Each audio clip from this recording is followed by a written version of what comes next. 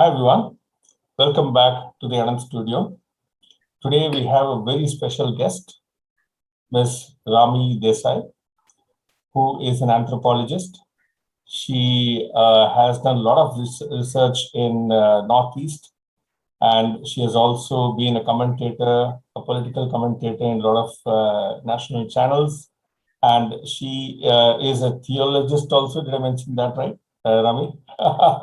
So I'll come to you. All right. So anyways, she's an expert on that. So we'll learn quite a lot. All right. So I just wanted to give a quick introduction. And we will also learn quite a lot about Northeast from her. We'll do multiple videos also down the line. But today's discussion is about this whole term called conversion. We hear a lot about that, and who else to know better from other than Rami Desai around that. She has done a lot of research around that also for that matter. So we'll jump straight into that. Namaste, Ramiji. Namaste, Anandji. Thank you for having me on board. It's really a privilege to be here talking about such an important topic with you on your channel. So thank you for inviting me. Thank you for giving your time. Thank you so much. It's an honor. So coming to the first question, the basic one that I had is, what is this conversion? What do you mean by that?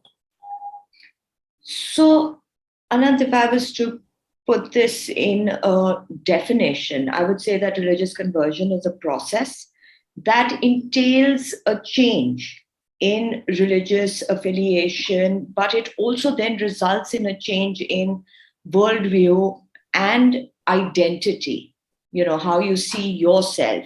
And in turn, this conversion process dialectically also establishes and changes the very entities to which and from which people convert. So, that would be a way to describe conversion, but religious conversion also has various different levels. So if we were to go back into history of how India Bharat looks at it, and how the Indian Constitution looks at it, we talk about religious freedom in part 3 of the Indian Constitution. Freedom of religion in India is discussed. But this freedom is not just reserved for Indian citizens. It's also conferred on anyone who resides in India. This freedom of religion this whole discussion starts to get a little murky, in my opinion, over the issue of religious conversion. Because where does one start and where does one end? So, there have been a lot of cases in the apex court which have given an opportunity for this issue to be discussed, and to be delved into. But because, this is freedom of religion is a fundamental right. And when and how does this become illegal is something that has been discussed, but I still don't feel that it has been discussed taking into really the realities on ground at hand. So to give you a historical example of it, there's a judgment on a case between Digyadarshan Rajendra Ramdas ji versus the state of Andhra Pradesh. And the apex court in that decided that, the right to propagate one religion means the right to communicate it. You can talk about it. You can discuss it. You can discuss your beliefs as opposed to the other person's beliefs. So what are the tenets of the faith itself? But this does not include converting another person to the former's faith. Therefore, I think fairly it's judicially now established that although propagation is allowed and enjoys some amount of protection, but conversion probably doesn't, especially when it is induced, forced, or there is any other sort of fraudulent act that is involved. Now, the state of Orissa was one of the earliest states to enact Freedom of Religion Act in 1967, and it describes its purpose as an act to provide for prohibition of conversion from one's religion to another by any sort of use of force or inducement or by fraudulent means, as I mentioned earlier. And unfortunately, the prescribed punishment for converting somebody is very minimal, which I think is a bit of a shame. So I think 5,000 rupees, if you're caught, converting somebody fraudulently, and maybe a year in imprisonment, if I'm not wrong. And then if it's a minor or a woman or somebody from the vulnerable classes, it was a fine of rupees 10,000 and 2 years in imprisonment, which presumably, in my opinion, is a very weak punishment, for the kind of gamut of like issues that this brings along with it, and obviously the weaker sections of society, the vulnerable sections of society in Bharat are large numbers, and we have them in every state. So at the end of the day, I don't, if you were to ask me, whether I think this is effective or not, I don't think this is greatly effective, and we'll come to that discussion later. But I think considering that we have a law on this, there is a law that sort of prohibits fraudulent conversion, yet we see the kind of conflict around it, really just tells us the kind of confusion and the kind of confused perception that we have about freedom of religion and propagating it. So why do people have to convert in the first place? What is the agenda there? And what's in it for them? Why people convert is because so there have been different levels of conversion. There have been different occasions where people have had the opportunity to come into Bharat and convert. These are, proselytizing religions. They are based on the fact that they are to spread the word of God. Having said that, why do people convert is a multi-layered answer. For instance, if we were to look at the Northeast, which has a huge tribal belt. We have Vanvasis in every state, and we have multiple groups of Vanvasis in these states. They were completely left untouched until the British advent into the region. So these were not people who went looking for a new faith. The reason that they were able to preserve not just their indigenous faith, not just their connection to the Bharatiya civilization, but also their own administrative frameworks, is because Bharat always had this sort of egalitarian nature where everybody was included in its way of life. Everybody's diversity, everybody's will was included in this way of life. With the British advent post the Battle of Plassey, the British set their sights at the northeast, and when they came in, like, this is an interesting reason, that's why I'm mentioning it, is the reason that they came in is because they thought, oh, northeast, untouched, northeastern frontier leads to Southeast Asia, great trade opportunities, but how do we control these groups of Vanvasis that lived there? Because they were warring, these are warrior tribes, these are warrior groups of people. They were not happy that somebody was coming in, they put up very, very strong resistances. Unfortunately, we don't study about this, but these resistances are akin to, what we consider fight for freedom, because they were not accepting of an alien body and coming in and imposing this sort of alien administrative frameworks and rule on them. They were not used to it. The Hindu civilization never did that. So when the British came in, they realized that they couldn't control them, and very often on all the hill tribes would come down raiding their trade routes. So Northeast is one of the first places, one of the prime special examples of in most other places where the colonialists have converted, the administration has gone in, followed by the missionaries. In the Northeast, because there was such severe resistance, the missionaries had to go in first and make space for the administration. Now, how did the missionaries go in? Why did people convert? A lot of it wasn't that easy.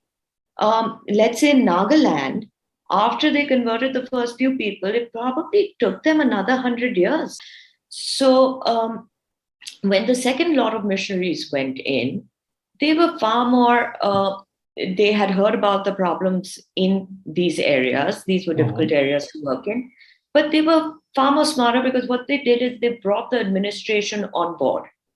And not only were they funded, but they paid the missionaries, because there was the government at that time, the British government at that time really wasn't really wasn't looking out to actively convert, even though British officials might have been more radical in nature individually. The government policy was not there to go and convert. Reason being that the British people, the population back in the United Kingdom, frowned upon. There was a growing sentiment of frowning upon colonialism. They didn't think it was right that the British were going out and converting and meddling around, not only colonizing, but converting and meddling around with, as they called, native faiths or religions. And they needed to keep the perception intact back there. There was also objection from the Europeans who lived in India. They didn't want this kind of interference with the natural way of life here. So they were a little cagey, but in 1813, they passed a Charter Act. It was called the Charter Act of 1813, which basically made it a policy that missionaries could come in, that it was a moral obligation of the British government to make these savages, these natives, these root tribes, to give them moral education. So this became a policy. Once it became a policy, it was a free hand. These people spent 100 years sitting in Nagaland, understanding their language, then creating a script. After they created the script, teaching these people the script. And let me tell you, what we call the Nagas today was never one cohesive group of people. The Nagas are over, 16 tribes and maybe, double the amount of sub-tribes. They didn't speak the same language. They were inter-warring groups. They brought them under an umbrella, giving them cohesion and giving articulation to them, political articulation. But having said that, Anand, they were not the only ones to blame. The majority of the jump in conversion has happened post-independence. We must distinguish between missionaries and Christians, because missionaries are coming in with a mission. This is a job, just the way a salesperson markets his product. Missionaries do that as well. I have done my entire research in the Northeast, as you know, is based on fieldwork. I have traveled, I have lived, I have been amongst these people. Inducement, greed, to answer your question, in modern day, inducement, greed, education is a well-known fact. It is important to see religious conversion as having an impact on our national security. Right. Because, like I said in my definition of religious conversion, that, it brings an identity. It brings a new worldview with it. It's not just converting where, suddenly you have this great spiritual experience and you feel this is what I'm being pulled to. If it was a great spiritual experience, then again, taking the example of the Northeast, how is it that in less than 100 years, most of the states are nearly 90-95% converted? I hope that answers your question as to why, how they do this. Definitely. Bharat has seen these conversions for quite a long time in various forms. But still, it has the majority are Hindus in Bharat. interestingly, even now. Okay, so how did that work? But still, this whole conversion business is going on with some agenda in mind, although it has not been yet successful. Otherwise, Bharat wouldn't have been a majority Hindu population, isn't it? So how do you see that? How do you see the demographic working out? Of course, we've had conversions for a very long time, forced conversions. I think we already know the implications of the kind of conversions that have happened, that continue to happen. We've just seen the case in UP where, money was coming in, it was international funding. There is this objective that by 2050, the demography of India should be changed. This is what was revealed in the UP case, And what were they doing? These guys were actually converting deaf and dumb children. Oh. Because, it's more difficult for them to discuss with other people. It becomes internalized. God knows, the kind of psychological pressure that they may have been under before these people initiated these processes with them.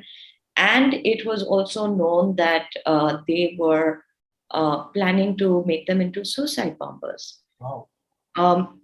When we talk about vulnerable groups, we're not just talking about vulnerable groups like, our underprivileged classes or the Dalits or the Banwasi populations. We're talking about everybody. We're talking about our young, vulnerable girls as well. I don't hear a lot of educated voices standing up and actually calling out this sort of exploitation and isolation of our vulnerable groups. When you go and tell somebody else that your religion is not good enough, that you should convert, or we'll give you money, or we'll give you health services, only if you convert, how is it that modern, polished, economically well-to-do individuals from these faiths don't stand up and say, well, that's wrong? That itself would give us so much of confidence to begin a more positive dialogue to see, how we can ensure that there isn't any exploitation. Kanyakumari had a Hindu population in 1951 of about 80%. Today they say it is about 48%. What has happened? Right. Where have these Hindus gone? How have these Hindus been converted? What has compelled them to convert in such large numbers? These are questions that we loosely have answers of, but somehow is never taken seriously enough for it to be spoken about in our homes. Right. And is it just the Hindu population that's getting converted or being targeted, or is it even between the other faiths? Is this happening that way, or what's going on? Like in Love Jihad, we know that a lot of Christian girls were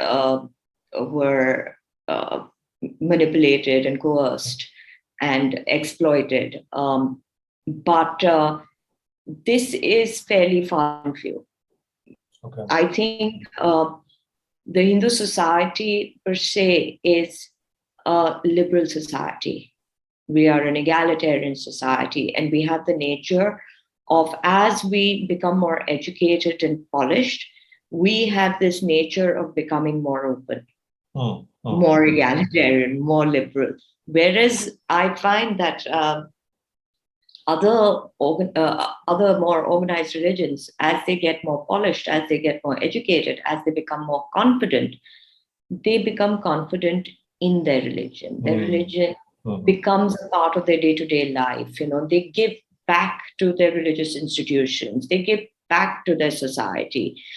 I, unfortunately, and I'm happy to be corrected, but I don't think I will be, I'm happy, to really just accept the fact that we don't do that.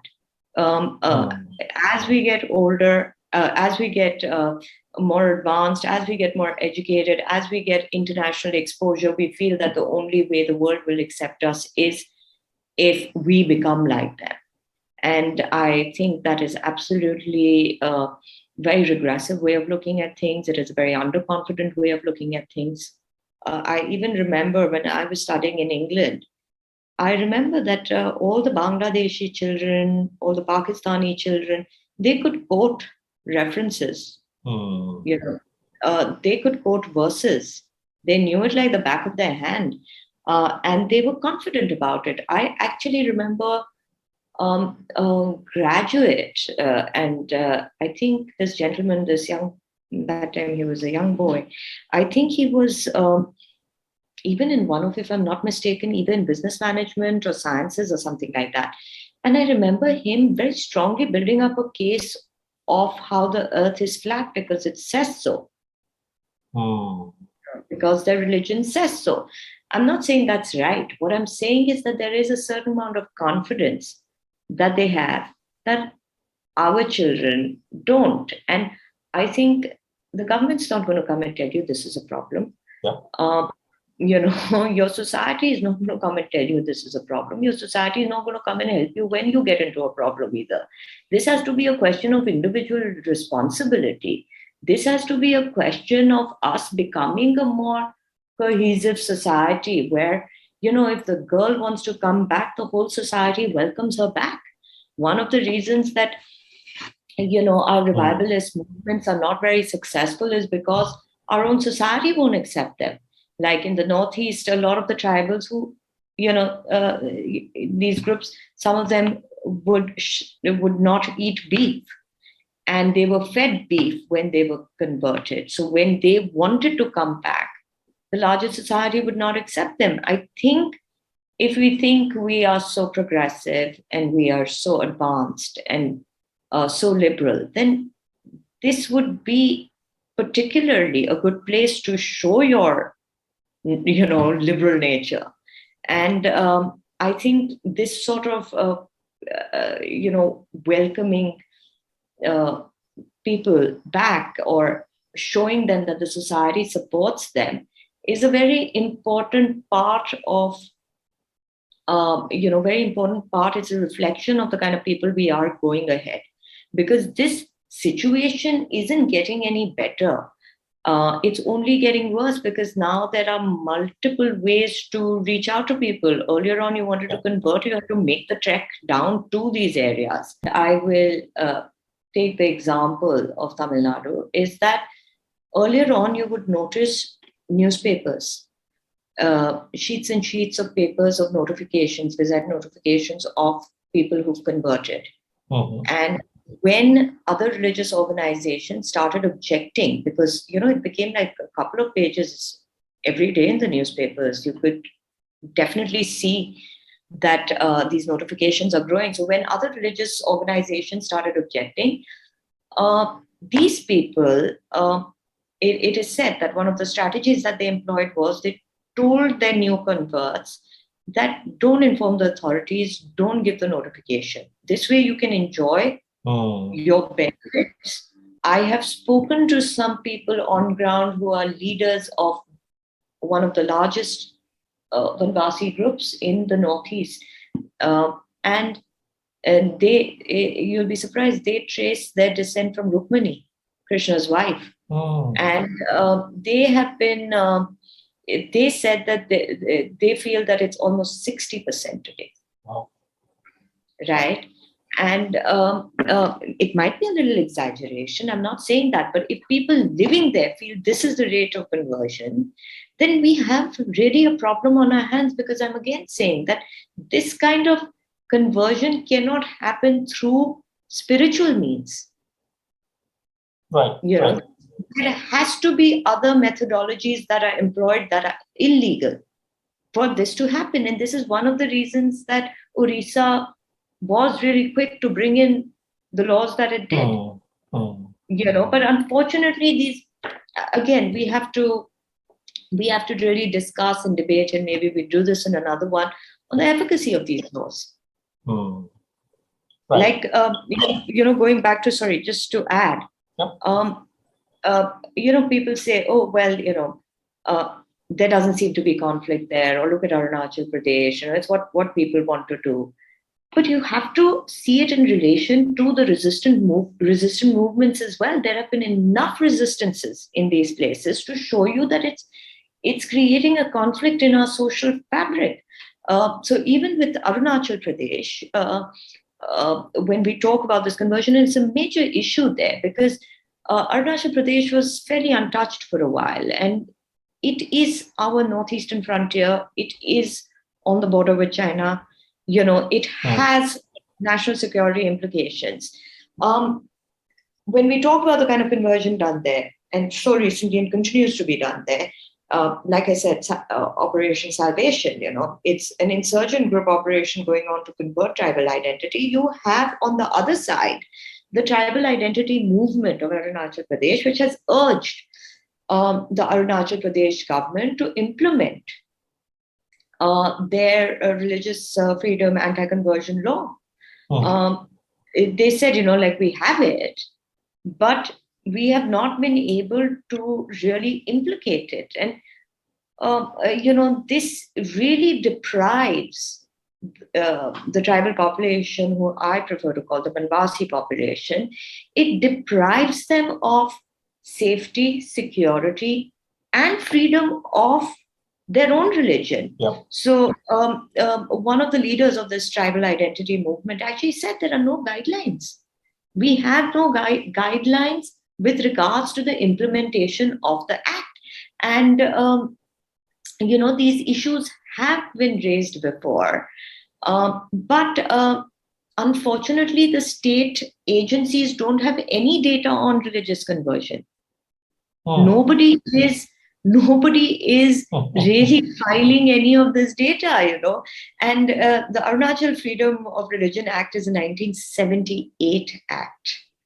But it prohibits conversion, but it's never been enforced, especially considering that majority of the conversion there, by my own field work, has shown that it is by fraudulent means. Now, let me tell you also, when we talk about these areas, we talk about national security. And like I've already mentioned to you, one of the longest running separatist movements came after it got converted and created a new identity for itself, which is the Naga insurgency. But while we're talking about all of this, we have to talk about how, and I'll just take 10 more seconds, we have to talk about how international agencies, countries that look at us with a racial lens, how do they look at these situations? So, we talk about America, we talk about UK, everybody there is talking about freedom and, we should be allowed to do what we want to do, how we want to do it. United States Commission for Religious Freedom, USCIRF, which is notorious for always putting India below even countries like Pakistan in terms of religious freedom. Report from 2016 and 2018, they noted that, this anti-conversion laws, these are actually really, really discriminatory. On the contrary, they're saying they're discriminatory against the people who have converted because it creates a hostile and violent environment for religious minorities. We have to look at all these areas when we talk about it. It doesn't have a singular impact. It has a national impact. Yeah. And the best way to counter all this is, laws will be one thing, which the government can enforce. That's one thing. But as people and citizens of Bharat, each person, or I will directly say Hindu, or a Sanatani, should understand what his or her religion or way of life is all about. So I think one very important thing for all households to do is to increase the awareness of what this is all about, and then start looking at, how to really articulate this. All right. When somebody asks you what is Sanatana Dharma in the first place, you have to have an understanding. I think everybody has to start from there and also educate their kids and the next generation around this. So sometimes we all feel that, okay, it's archaic. People get lost in that debate. Okay, in Tamil Nadu, one guy burns the Manusmriti. All right, some political leader burns the Manusmriti. So these are things that one has to very aggressively counter. And the counter did not come because we have become so liberal. Say, oh yeah, this person thought, okay, this book is very archaic. So somebody has done that. But there's not been some kind of a very assertive opposition to it. Not having a clear understanding of what this dharma is all about. Okay, so I think people have to start from there too. Absolutely, you're quite right. I think this is a threefold way. One is the family responsibility, which converts into individual responsibility as well, where the family has to ensure that your child is unapologetic for who he or she is. We are in this habit of being apologetic about everything that pertains to ourselves, pertains to our culture, our way of life. We are always trying to people please. So this is an individual and family responsibility, that they are unapologetic, that they are confident, that the child can come back to the family and say, look, this boy approached me. Yeah. What should I do? If the child still goes ahead, makes a mistake and wants to come back, then comes in part two, which is the societal responsibility. Societal organizations that are influential in societies, religious organizations that are influential in societies, have to reach out to these parents and say, no, this is your child. Whatever said and done, you have to accept this child back, because this is exactly how they're manipulating us. You cannot allow our children to go and live these miserable lives, because they've been young and they probably got carried away, because it doesn't just limit to these girls living with these men. A lot of girls are trafficked as well, never to be seen again. So why is this not our moral duty to accept them back? And I personally wouldn't care. And this doesn't just go for children. This goes for Vanvasis, Dalit brothers and sisters, every other vulnerable group in our society, that they're made to do things because they're exploited. But when they want to come back, we have to welcome them. And we have to welcome them more than, we have to treat them better than we did actually before. Right. Because, this is what is going to keep us together. Number three, and I think this is a very important part of this three-pronged responsibility that I'm talking about, is from our minority groups themselves. They have a responsibility towards us, because a lot of these groups, these religious denominations, are no longer minorities anyway. We have to now start treating each other as equals, and they have a responsibility towards the nation to ensure that this kind of fraudulent means, this kind of exploitation does not happen. Because by any standards, whether it's legally or whether it's morally, exploitation and fraud is not acceptable.